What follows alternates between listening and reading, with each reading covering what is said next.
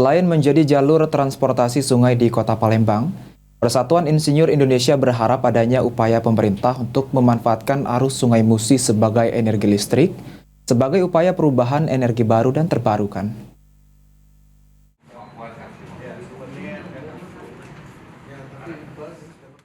Disampaikan Profesor Erna Yuliwati, Ketua Persatuan Insinyur Indonesia Kota Palembang.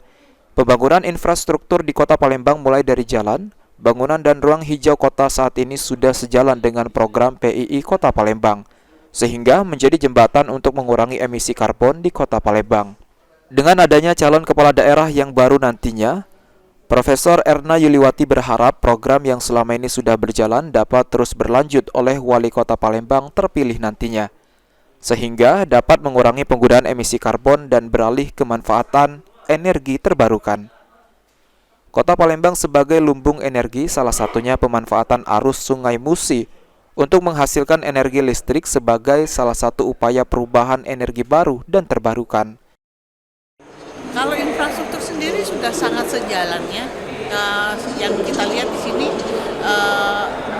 kalau lingkup di Kota Palembang ya kita melihat di jalan-jalan yang ada, kemudian bangunan-bangunan yang ada, kemudian tumbuhnya ada ruang-ruang hijau yang ada di Kota Palembang itu juga sudah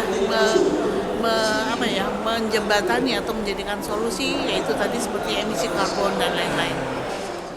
Eki Saputra, Paul TV.